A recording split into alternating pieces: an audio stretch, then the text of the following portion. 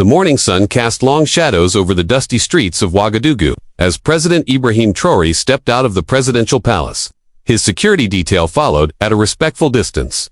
Unlike many world leaders who traveled in armored convoys, Traoré preferred solitary walks through his capital city. It was his way of staying connected to the rhythm of Burkina Faso to witness firsthand the daily triumphs and struggles of his people. The air buzzed with the familiar symphony of West African life. Vendors calling out their wares, children laughing as they played in narrow alleyways, and the distant hum of motorcycles weaving through traffic. Traoré walked with quiet purpose but no urgency. Dressed in simple, traditional clothing, he blended in with the crowd, far more easily than he ever could in an expensive suit. As he turned a corner near the central market, something stopped him midst. Beneath the sparse shade of an ancient baobab tree, an elderly man sat on a makeshift bench fashioned from discarded wooden crates. His clothes were threadbare, worn down by countless washings and patched where time and hardship had torn through the fabric. But it wasn't the poverty that arrested Traoré's attention, it was the man's posture. There was something heartbreakingly familiar in the way he held his head, the way he carefully read the pages of a tattered, weathered book. Traoré's heart began to race as recognition slowly dawned. The man's profile, though aged and weathered by years of hardship, was unmistakable. Those were the same thoughtful eyes that had looked out across countless classrooms. The same gentle hands that had written complex philosophical ideas on chalkboards, inspiring generations of students to think beyond their circumstances. Professor Adama, Traoré whispered, barely audible over the noise of the street. Memories surged through him like a dam breaking, sitting in the back row of a cramped classroom, listening as Professor Adama spoke passionately about ethics, dignity, and justice. He had been more than an educator. He had been a light during some of the darkest chapters of Burkina Faso's history. While politicians made hollow promises, Professor Adama quietly shaped young minds, teaching them that true wealth lay not in possessions, but in knowledge, integrity, and service to others. Traoré remembered how the professor stayed after class to help struggling students, how he used his meager salary to buy books for those who couldn't afford them. He believed in the transformative power of education, with an almost spiritual conviction, and that belief had spread like fire. Many of his former students had gone on to become doctors, engineers, teachers, and yes, even presidents. Now, seeing his former mentor sitting alone on a street corner, reading in silence on broken crates with nowhere else to go, Traoré felt a rush of sorrow and quiet, rising anger. How had the system failed this man?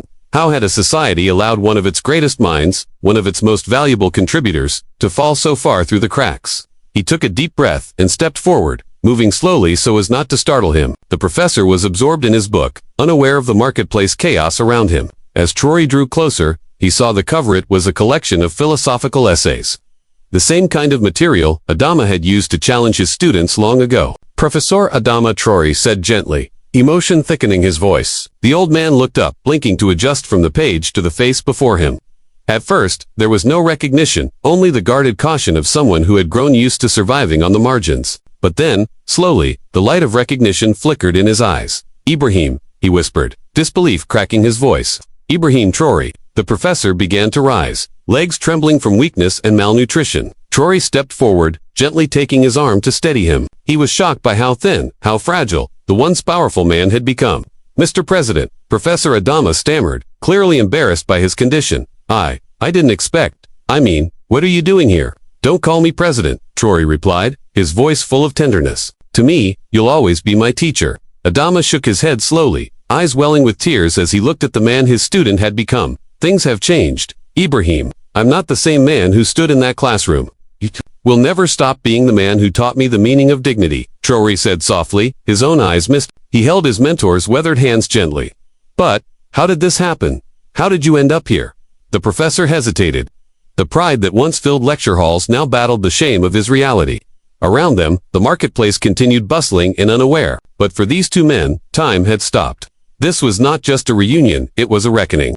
What Adama would say next would not only change Traoré, but would set in motion a wave of justice for forgotten heroes across Burkina Faso. As the professor's shoulders sagged and he prepared to speak, the weight of silent years pressed down on him. The laughter of children and the cries of merchants faded into the background. President Traoré stood still, listening, his heart already breaking for a teacher, for a friend, for a country that had forgotten the very people who built its conscience. What he was about to hear would not just be one man's story, it would be a tale of systematic neglect and societal failure. My house, Professor Adama began, his voice little more than a whisper, was taken because of mounting debts. The pension I receive after 40 years of service, it's not enough to even cover basic living costs.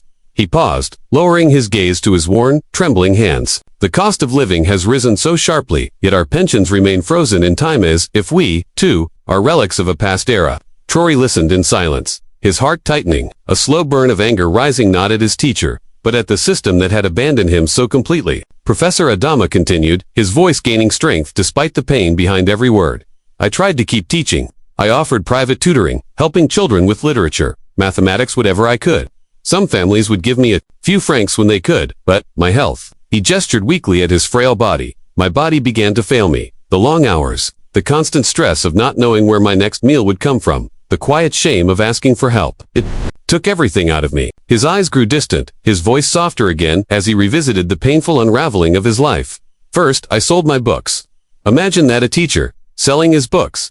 Then the furniture, one piece at a time. I held on to my teaching materials, the longest, hoping that somehow, someday, I'd be called again to teach. But who wants to hire a 70-year-old man when so many younger teachers are desperate for work? Traoré's jaw clenched. His mentor's story was devastating, but it wasn't unique. How many others, teachers, nurses, civil servants, were suffering like this in silence, forgotten by the very nation they had devoted their lives to? But the worst part, Professor Adama added, wasn't the hunger, or the cold nights sleeping rough. It was the invisibility. His voice cracked. People walked past me on the street, former students, colleagues, parents of children I had once taught, and they didn't see me. Or maybe they chose not to. I became a ghost, haunting the very city where I was once respected. He looked down again, the weight of those invisible years pressing heavy on his shoulders. There were nights, he admitted, when I questioned everything. Had I wasted my life? Had all those years spent trying to teach dignity, ethics, justice, meant nothing? When society throws you away, it's hard not to question your worth. Traoré could no longer hold back the emotion. Tears rolled down his cheeks. This was the man who had once taught him that every human being carried intrinsic worth, now describing how the world had made him feel worthless. Professor Traoré said, his voice thick with emotion and resolve. What you're describing isn't just a personal tragedy, it's a national disgrace. You represent thousands of forgotten heroes who gave their lives to build this country. Adama looked up, startled by the fire in his former student's words. Ibrahim, he said softly, I appreciate your concern, but individual hardship, that's not a president's concern. You have a whole nation to worry about. That's exactly why it is my concern. Traoré replied, his tone firm but heartfelt. If we can't protect our teachers, our nurses, our farmers, the very backbone of our country, then what kind of nation are we building? What future are we leaving for our children? By now, people were starting to gather. Curious onlookers drawn by the unusual sight of their president in conversation with an elderly man under a tree. Some recognized Professor Adama and began whispering, remembering the teacher who had once inspired them. Traoré noticed, but he didn't care. This moment wasn't about optics or politics, it was about truth. He reached down and helped Professor Adama to his feet, steadying the fragile man. Come with me, Traoré said, gently but firmly.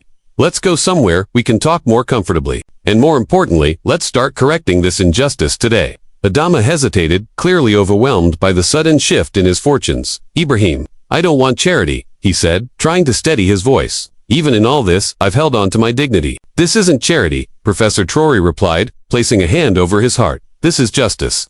And it's the least we can do for someone who gave so much to this nation. Together they began walking toward the president's waiting car, but, in Traoré's mind, it was more than just a walk, it was a symbolic journey, a bridge between abandonment and recognition, between failure and redemption. Professor Adama, still dazed by the emotional whiplash, allowed himself to be guided. He couldn't yet believe that this moment might lead to more than a rescue, that it might spark change. Inside the presidential vehicle, the stark contrast between the polished interior and the professor's recent struggles was jarring. But Traoré barely noticed the comfort. His mind raced plans, reforms, possibilities. This wasn't just about one man, this was about rewriting the social contract, correcting a system that had quietly failed the people it most owed. And as the car moved through the streets of Ouagadougou, the professor asked softly, where are we going? Ibrahim, Professor Adama asked softly, still struggling to grasp the reality that his life was about to change. To the Burkina Development Bank, Traoré replied with unwavering conviction. We're going to begin a revolution, not with weapons or protests, but with dignity and systematic change. At that very moment, the bank manager, Muzo, was completing some routine paperwork when his secretary burst into the room, barely able to contain her excitement. Sir, President Traoré is here. He's walking up to the main entrance. Right now, Adrugo's eyes widened in disbelief. In over 15 years of managing the bank, he had never received an unannounced visit from a government official, let alone the president himself. He quickly straightened his tie and rushed toward the main lobby, arriving just as Traoré stepped through the doors, accompanied by an elderly man in worn, weathered clothing. "Mr. President," Ouedraogo stammered, extending his hand in greeting. "This is an unexpected honor. How may we assist you today?" Traoré didn't waste a second. "Mr. Ouedraogo, I want you to meet Professor Adama Sana," he said clearly, gesturing to the man beside him. "One of the finest educators this country has ever known. He taught me philosophy and ethics in secondary school. He inspired thousands of young Burkinab over the course of his career." Professor Adama stood quietly beside the president, still overwhelmed by how rapidly his circumstances were shifting. Around them, bank staff and customers had begun to gather, watching curiously as the unusual scene unfolded. Professor Adama Traoré continued, his voice rising slightly so all could hear, "has been living on the streets because his pension is too small to cover basic living expenses. That is unacceptable, and it ends today."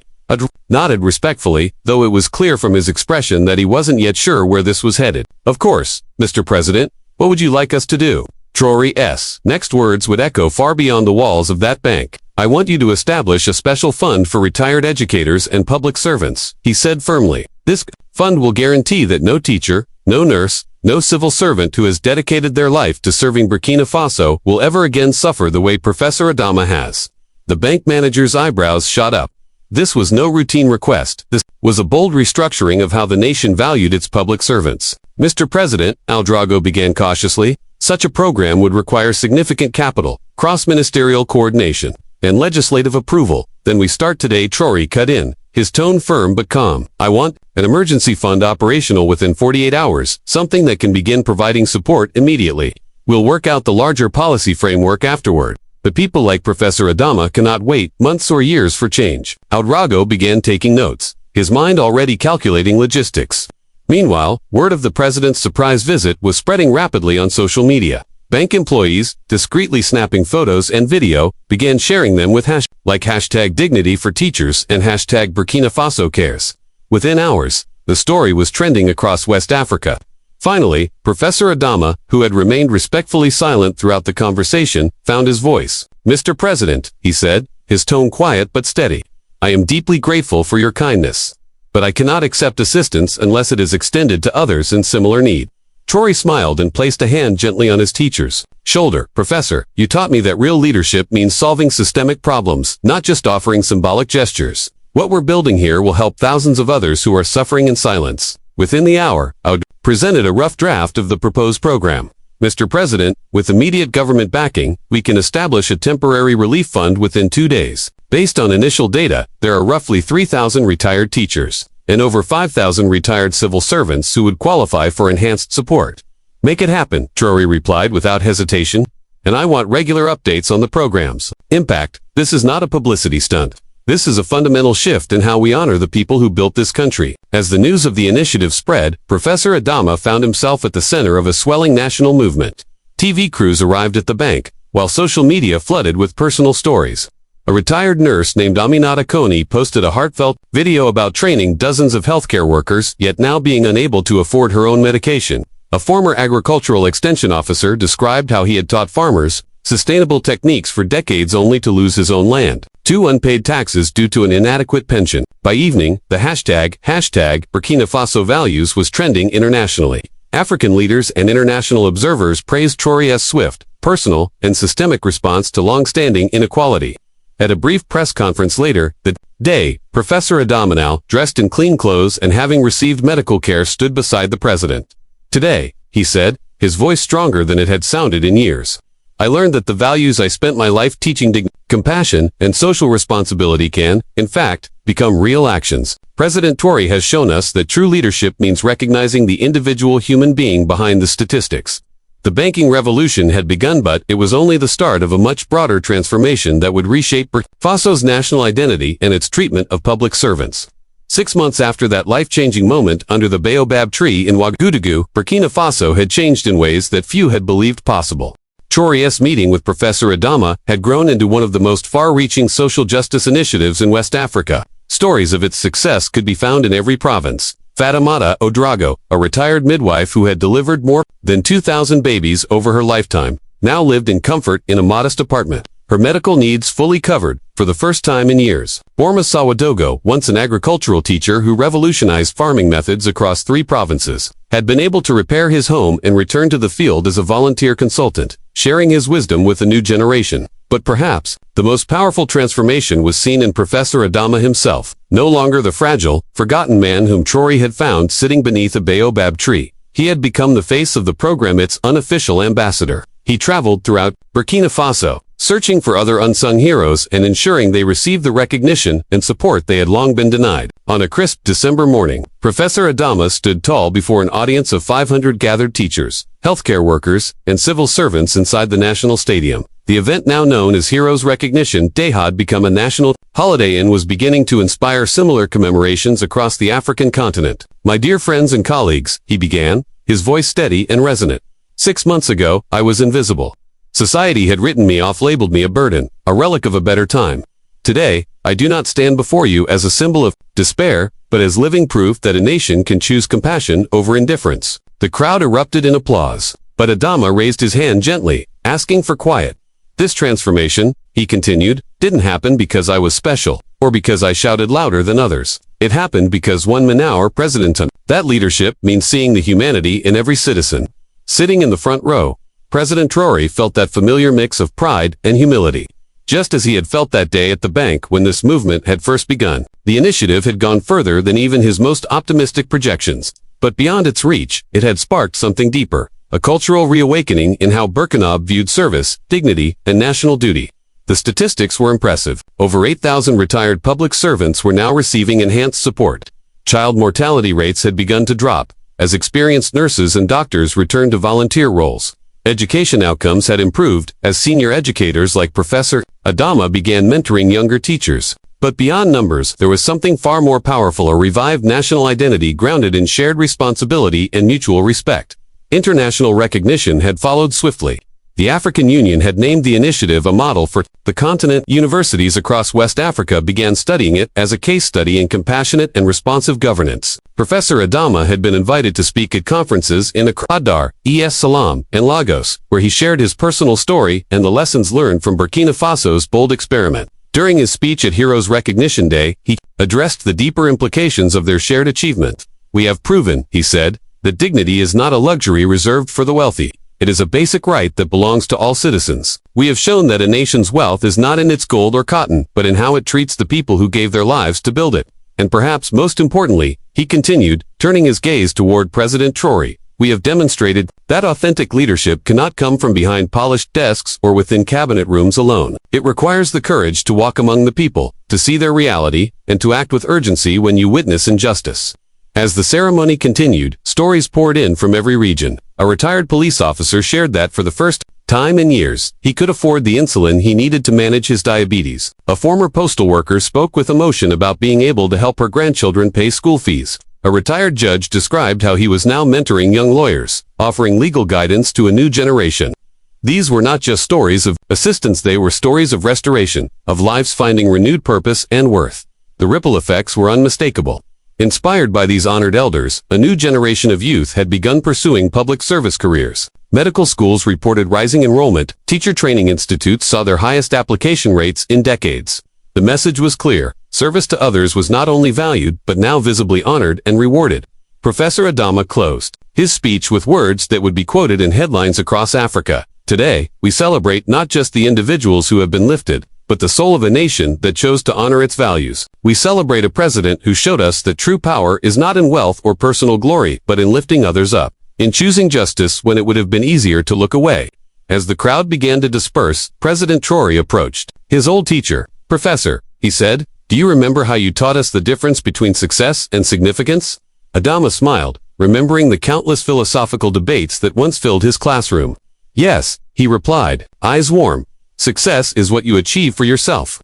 Significance is what you achieve for others." "Today," Traoré said, embracing his mentor, "I finally understand what that truly means. Thank you for teaching me then." And now, the two men stood together as the sun dipped below the Ouagadougou skyline, their silhouettes etched against a sky full of promise. Together, they represented more than a program. They symbolized a movement, a vision, a story that reminded the world that behind every policy, every decision, are real human beings, with hopes, dreams, and a dignity that must never be forgotten.